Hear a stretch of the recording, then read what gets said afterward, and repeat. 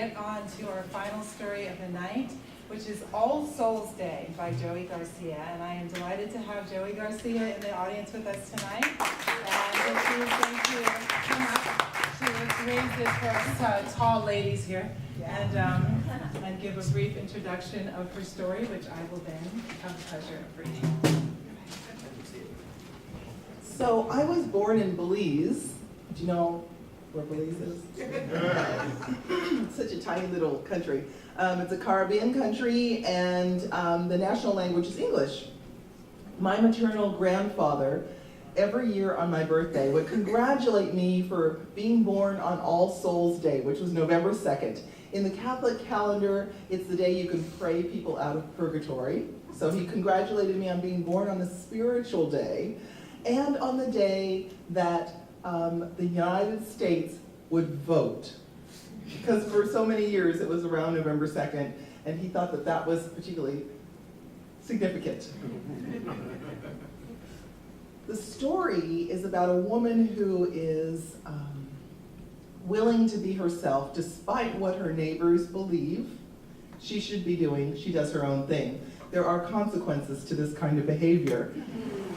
And that's what the story's about. So my grandfather would also tell me the story every year on my birthday, either in a letter, I have a stack of letters from him, or he would call me on the phone from Belize. I was already here in the States at that time, and tell me the story.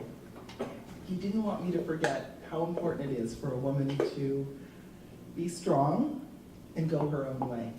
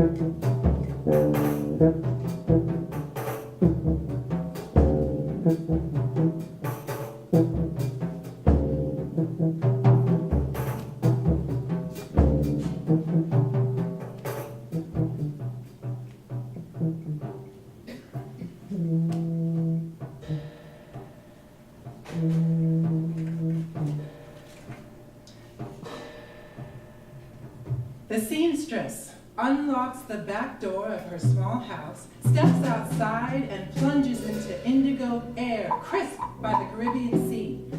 Salt-crusted gusts rise from the ocean, rustling the tiny seashells and white sand of the Belizean shoreline and jostling the colonies of palm trees.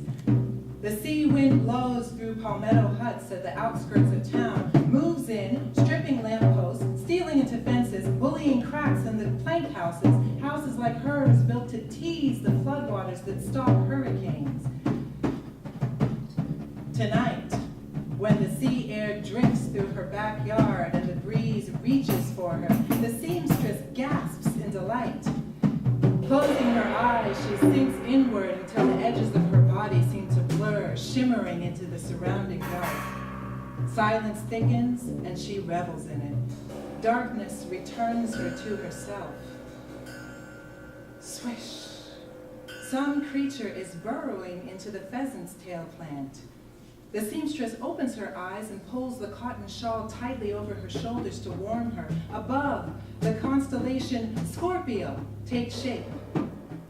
For weeks now, in the deepest hours of the night, she finds herself fully awake. as if her body has exhausted its need for sleep. The first week of the awakening, she remained in bed trying to lull herself back into dreams. She tucked one hand on the cool underside of her pillow and angled one leg slightly higher than the other. The position was comforting but failed to induce drowsiness, so she tried slipping one pillow between her knees while embracing the other pillow like a lover. But casting her limbs about like a diviner casting bones changed nothing. She was not able to find the pattern required for rest. Tonight, she wakes feeling completely refreshed after just 2 hours of sleep and opts to rise from her bed to make use of the extra time. She unlocks the back door and steps into her backyard. From a corner of the yard, she can hear rustling in the mango trees as the birds steady themselves, leaning back into the dream flight that needs no wings. She tilts her face upward to drink in the quiet stars.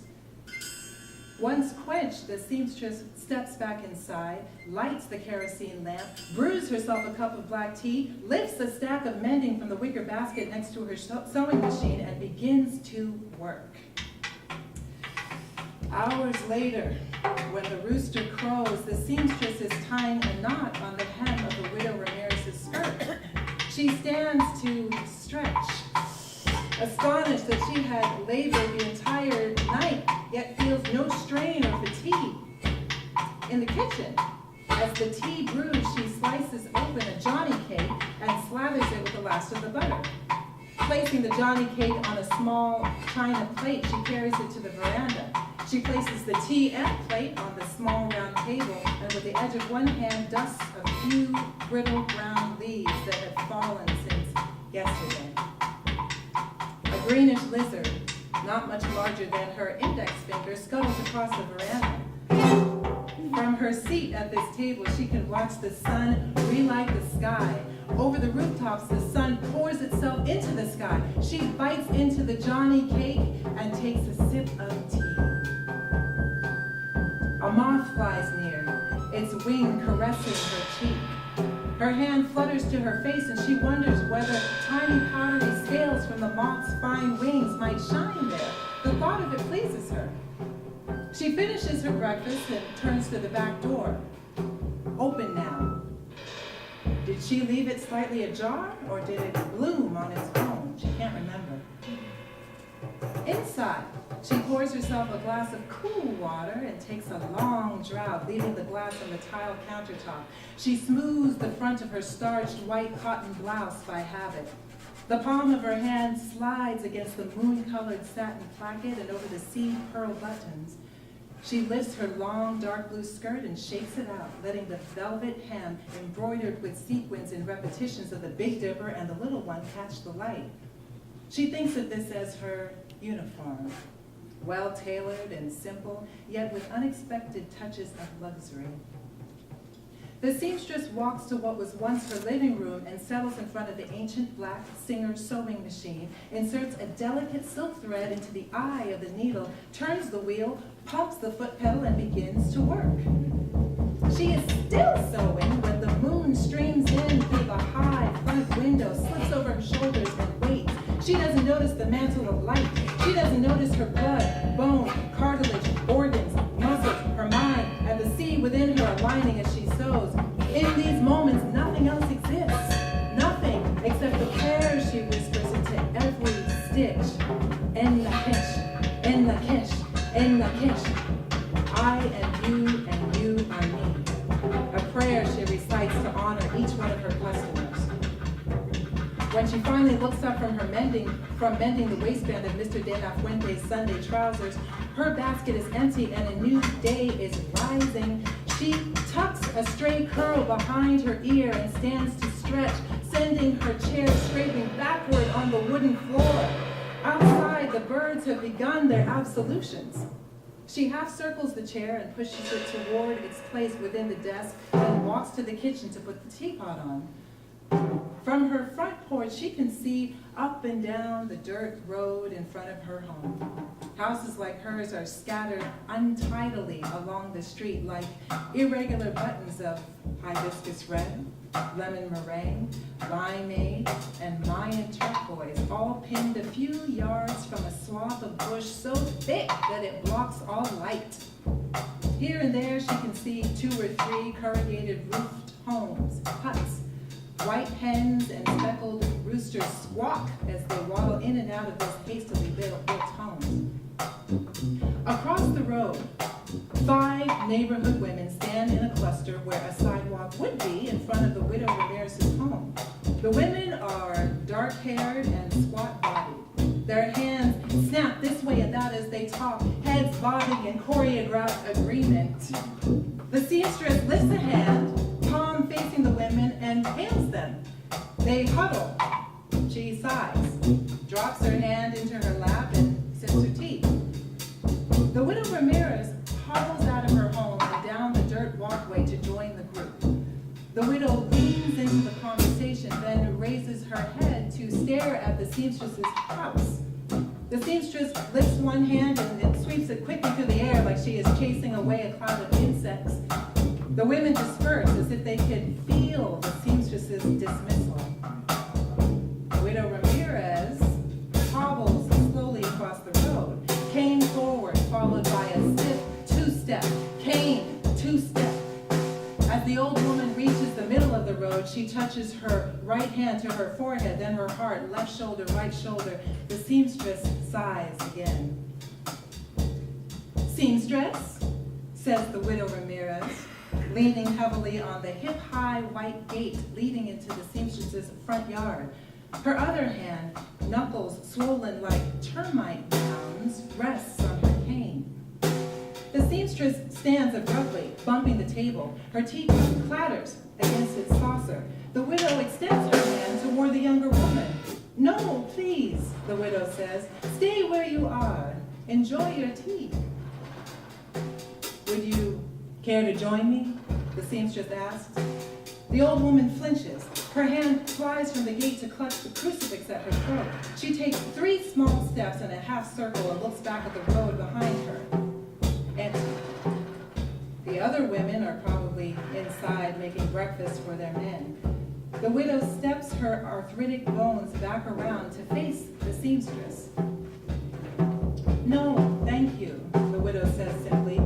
She sounds like she is doing the seamstress a favor. The seamstress walks to the gate. "Please," she says, "come, sit." "The neighbors say your light is on all night." The seamstress sucks her teeth. "What business is it of theirs?"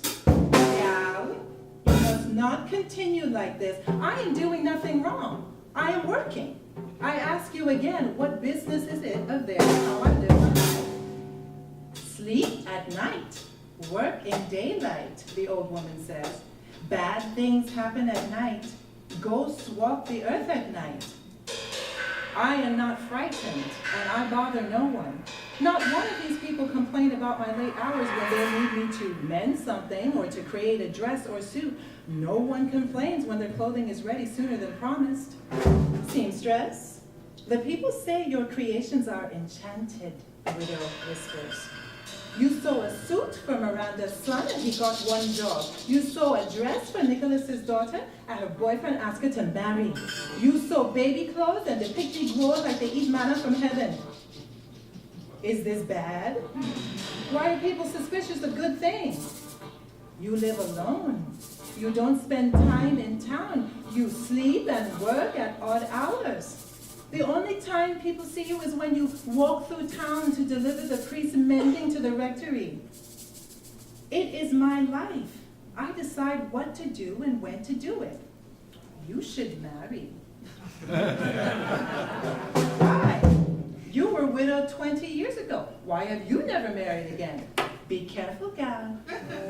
As a friend of your grandmother, may her soul rest in peace, I am only trying to help."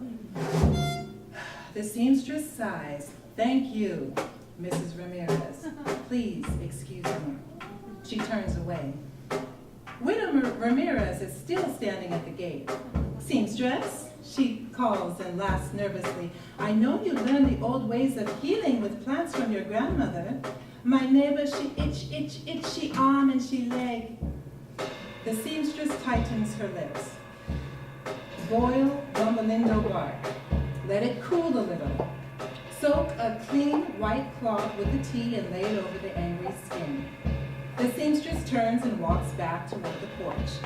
The widow calls again from the gate. "Seamstress, is my skirt ready?" "Can you come later this afternoon?" the seamstress asks, but she doesn't wait for the answer. In the yard, a hummingbird missiles from the honeysuckle to the passion flower. The seamstress pulls the front door closed and makes certain it is locked. That night, the moon fulfills its promise. The seamstress's slender needle pierces a stiff white cotton shirt collar for Mr. Eck. She pulls it through, then pokes the needle in again, sewing tight, neat stitches along the edge of the wing. Bowed over her sewing, head crowned by moonlight, she prays into each stitch. The prayers, she thinks, are poultices for what ails these people. Maybe, if the prayers drape against their skin, the lies will leach out, the truth will sink in, and they will be free of the worries and fears that impoverish their dreams. A guttural whoop unfurls from behind the house. Startled, the seamstress pulls the needle under the fabric too quickly. Moving her hand away, she examines her finger. A bead of blood blooms. In the distance, a second howler monkey unleashes a serrated bark. The seamstress puts her sewing aside, careful not to stain the white shirt. At the sink, she sucks the blood from her fingers, sprinkles salt into a glass of water, and pours the salt water over the pinprick. Forefinger pressed against thumb, she returns to the living room to search for her thimble. There's a knock at the door. The seamstress carries a hurricane lamp to the window and peeks out. A tall, fair-skinned man in a dark suit stands on her porch. In his left hand, he carries a large black briefcase. The man's eyes are fixed on the front door. She stands behind the door, uncertain. She peeks again. He smiles. She unlatches the door, opening it just a few inches. "Good evening," the man says. "I need your help. My suit jacket is in need of repair. I am here on business." He points to his briefcase. "I have a meeting at the rectory in a few hours, but I certainly can't go looking like this." He grins sheepishly. His teeth, strangely rounded, remind the seamstress of tombstones. "I was passing by and I saw that your light was on. I thought you could help." The seamstress lifts the lantern. The tear is small and easily repaired. "I will, of course, gladly pay," the man adds cheerfully. "Come in," the seamstress says. "Did Father Antonio send you?" "In a manner of speaking," the man says. He sets his briefcase down on the floor and slips out of his jacket, handing it to her. "Have a seat," she says, indicating the embroidered parlor chair next to the settee. She wants to keep her eye on the stranger as she mends his suit jacket. He bows slightly, then sits at the edge of the settee instead, one leg angled behind the other as if he might suddenly need to jump up or run a race. "I meant," she says. "Yes," he says. Her heart rattles in her ribcage. She turns away, frowning, and rummages through her sewing basket for some thread. She chooses a new spool of black thread, but when she holds it against the suit, the jacket appears blue. She returns the spool of black thread to her sewing basket and selects a spool of dark blue thread, but the blue thread makes the fabric seem black. "I'm sorry," she says, still holding the spool of blue thread in one hand. "I don't think I have the right color." "There it is," the man says, flashing a charming smile, pointing into her basket. She reaches for a spool of thread she doesn't ever recall seeing before. The seamstress laces a needle and begins the simple repair, stealing glances at the man. He is so quiet, she feels alone. And yet, he is certainly real. His tailored shirt frames his broad shoulders and strong chest, and his cuffed trousers drape against the tops of his shoes. She hands him back the mended coat. "What do I owe you?" he asks, slipping the coat on in a motion so fluid it appears that the coat moved of its own accord. $1, she says. "Please, accept this. I have no change, and it is the least I can do for disturbing you at this uncommon hour," he says, handing her a $5 bill. "It is not a problem," she says. "I am awake." "So you are," he says, walking to the door. He steps out to the porch and bows again. "Oh, wait," she calls. "You forgot your briefcase. The stranger is already standing outside her garden gate." "Keep it for me," he says, smiling. "I'll be back for it." The seamstress stands on the porch, holding the briefcase in outstretched arms. "Don't you need it for your meeting?" She frowns. She tries to walk toward him, but her body is frozen. Shivers ride her spine. "I'll be back. Just don't look inside the briefcase. Whatever you do, don't open it," he says. Behind him, a procession of gossamer figures, 100 or more, glisten like the crest of a wave. The spirits glide toward the town cemetery, each carrying a single lit candle. The flames twist through the fog. The man fades into the line. "Ay, Dios mío," the seamstress mouths. "He is a spirit."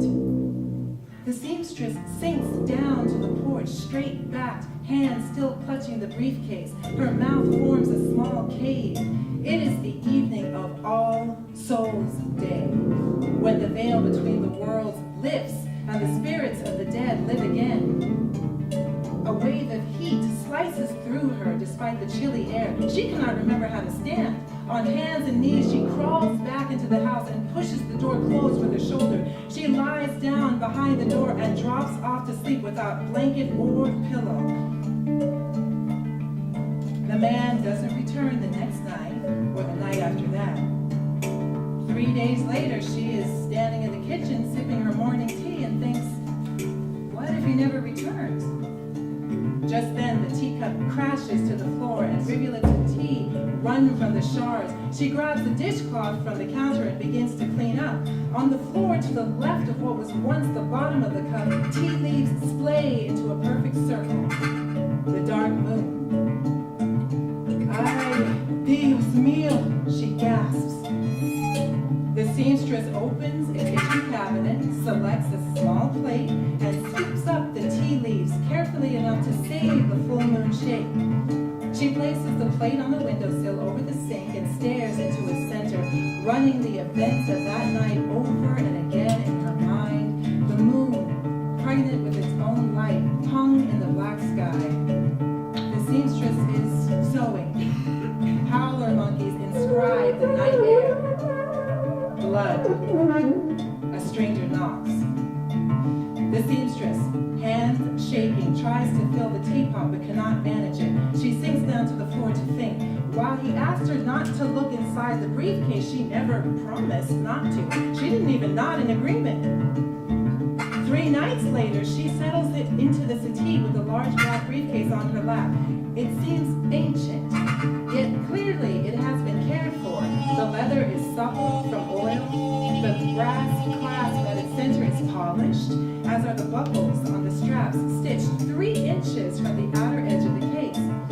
She places her slender fingers on a buckle, but thinks better of it. What if something inside jumps out at her? She stands and puts the briefcase on a small table next to the settee. She kneels in front of it. No. If something does leap out at her, kneeling would make her a target. She stands up, quickly unbuckling the straps and unhitching the latch before she can talk herself out of it. Mustering her courage, she looks inside and screams! The briefcase is filled with human bones. The seamstress stumbles backwards, knocking over a vase of paper flowers. Her mouth goes dry, and though she tries to scream again, no sound emerges. Her heart ricochets against her ribs. She walks back to the suitcase, lifts her skirt, and kicks it shut. She has no idea what to do. If she talks to anyone, they will say she brought it upon herself by working at night and resting in daylight. They will complain that she is too different. They might even think she is cursed. Seamstress? The seamstress opens the front door, still shaking. The widow Ramirez leans on the gate. Do you have my skirt ready? I'm sorry I forgot to come back the other day. Seamstress nods and ducks back into the house. She hears the gate open behind her. Cane, two-step, cane, two-step. Seamstress shifts through the basket of items that are pressed and ready for customers. Cane, two-step. Where is that skirt? The seamstress whispers to herself. She flips through the pile again, frantic now, glancing at the briefcase and then at the door. Here, she says out loud, I have it. When she turns around, the widow Ramirez is walking over to the settee. Oh, my legs hurt, the widow says. Do you mind if I sit? The seamstress frowns. You don't mind what the neighbors will say? Seamstress, I think you don't understand. There's an order to life, and it's best if you follow it. Here is your skirt, the seamstress says. What do I owe you, dear? 2 coins. The widow reaches into the pocket of her apron and produces 2 shiny coins. The seamstress walks over to receive the payment, but the widow turns to put the money on the side table. What is that? The widow says. A briefcase? The seamstress says. I can see that, says the old woman. Why is it on the floor?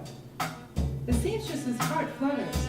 I dropped it just before you called my name, and I haven't picked it back up yet. It looks so familiar. I think I have seen it before. I hope not. Help me up, dear. The seamstress takes the widow's hand and puts an arm around her, pulling the older woman to her feet. Oh, I almost forgot, the widow Ramirez says. Father Antonio wants to see you. The seamstress gasps. Why? The widow stares at her curiously. You have his mending. He says he needs it. The seamstress's shoulders drop a few inches. Yes. The widow waves goodbye and hobbles back across the street. The seamstress hides the briefcase in a closet, grabs the priest's mending and an umbrella to protect her from the sun or sudden showers, and leaves for the rectory. When she arrives, Father Antonio is struggling to push open the heavy door to the church. Confession begins in less than an hour. The seamstress hurries along the wooden sidewalk and up the 4 steps to the church. The air is cool inside the quiet church. The seamstress remembers coming here with her grandmother when she was a little girl. The stained glass windows of Catholic saints, gold tabernacle, and polished wooden pews all look like they did decades ago. The heavy door closes slowly behind her. Ah, seamstress, Father Antonio says, seeing his mending in her hand. Thank you. What do I owe you? The priest's eyes are clouded, his gait slow, yet his profile resembles a temple carving of one of the gods his ancestors worshipped. Nothing. It was so easy to do. She shifts her weight uneasily. Are you well? Father Antonio stops. I hear that you know the old ways of healing with plants. Is that true? He removes a white handkerchief from his pants pocket and pats his forehead. Small curls are sweat plastered to his face. His thinning black hair glistens. Yes, she says, I heal a little. I cannot keep my food down. I cannot sleep either. Too much pain. His puffy hands move to cradle his bloated stomach. My stomach get big, but my pants are loose. Is your stool black? He nods. Boiled, dried skunk root, this much, she indicates with her finger. Drink 1 cup in the morning and 1 before bed, and drink nothing else except clean water, plenty of it. Eat no peppers, nothing spicy. In 9 days, you will feel better. The priest sits down noisily on a polished mahogany pew. I pray that will be true. Seamstress hands him the mending. There is something on your mind, he says, but sounds uncertain. All Souls Day. The second Easter of the church, he says. Resurrection? For those who we pray out of purgatory, is it normal to see these souls? Seamstress, what happened? On that day, a man came to my door asking me to mend his jacket. He left his briefcase at my house and vanished into a procession of spirits. I still have the briefcase. Seamstress sighs. Did you open the briefcase? Why? If you did, you must get a child who is before the age of reason to hand it back to him when he returns next All Souls Day. If you don't have a child, he will take you. A child? Why? How will I know when he will come back? I thought he would have returned already. I thought he had a meeting with you. Ay, Dios mío, the priest says, hastily making the sign of the cross over himself. Did he say that? Seamstress frowns. Not exactly. Absent-mindedly, she smooths the front of her white blouse. Just do as I say. Where will I find a child? Seamstress's voice rises shrilly. Borrow one from a neighbor. My neighbors dislike me. Your neighbors fear you because you don't follow the rules they have been taught to believe are important, the priest says, gently rubbing his stomach. You live your life your own way and choose to be a good person because you believe being good is its own reward. Most people are good because they fear hell or want to get into heaven. You are too independent. You have a bit of the old ways in you too, Father. So I do. But unlike you, I am not prepared to face death. Death is a part of life. True. Father Antonio cocks his head to one side. Seamstress, borrow a child from the orphanage if you have to. That man, he'll be back around next All Souls Day. Be ready. The following year, on All Souls Day, the seamstress is drinking her tea on the veranda when she sees that the widow Ramirez's granddaughter is visiting. Hurrying inside, she quickly fashions a doll from fabric scraps, praying as she sews, in the kish, in the kish, in the kish. She ties the doll's yarn hair into 2 braids and adds miniature bows of red satin ribbon. Seamstress? Seamstress? Still holding the doll, Seamstress steps into her front yard. Gal, I have an emergency. Can you watch Sochi for a few hours? I will be back late, maybe tomorrow. The little girl holds tight to her grandmother's gnarled hand. Seamstress, relieved by the turn of events, smiles at the child. How old is she? 5. The child turns to her grandmother. Granny, I am almost 6. Yes, child, yes, Mrs. Ramirez says, smiling. I was wrong, Seamstress. My granddaughter is nearly 6. Seamstress holds the doll out to the girl. Oh, que linda, the girl says, and claps her hands in delight. Dusk arrives, and on its heels a wispy fog. Behind the house, peccaries thrash through the agaves in prickly pears. On this night, the seamstress drinks tea and she keeps watch at the front window. She doesn't mend or sew. Just before midnight, she wakes the child. Do you want to play a special game? The seamstress asks. The child rubs her eyes and nods. Soon, a man will come by and ask for a briefcase that he left here.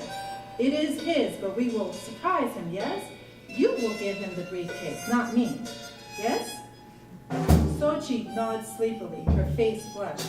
She clambers out of bed and trails Seamstress to the living room, her bare feet moving softly across the wood floor. That's the briefcase, the seamstress says. Can you lift it?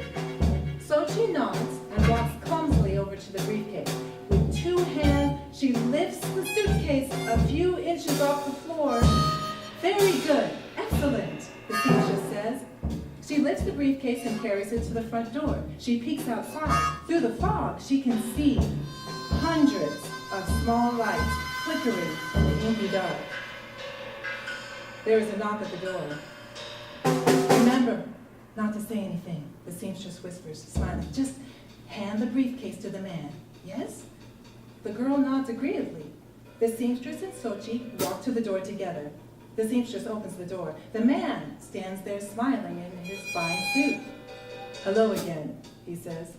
My briefcase? But Sochi is already thrusting the briefcase at his knees. Ah, thank you. So, now you understand how to mediate between the world of the spirits and the world of the humans. You are awake, he says, looking at the seamstress. He laughs, a deep, resonant laugh that seems to echo through the procession of spirits, spilling through the street behind him. The seamstress pulls the child close but keeps one hand on the doorknob. The man's image shimmers like moonlit sand. Then it hurtles backwards, disappearing into the ghostly figures in line behind him. Suddenly, the street is empty except for a trace of fog. The seamstress closes the door, heart thumping in her chest. She turns to the child. This is our special secret, okay? Let's not tell anyone. The child nods sleepily and rubs her eyes.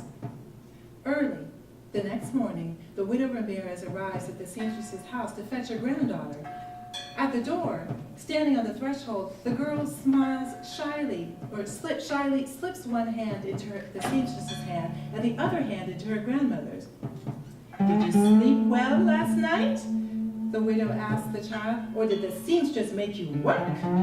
Sleep, the child says. Sleep at night, work in daylight, the widow nods. Salt air ruffles the leafy branches of the mahogany tree and glides across the yard to ruffle the seamstress's thick, dark hair. A white butterfly flies dizzily across the porch. The seamstress smiles.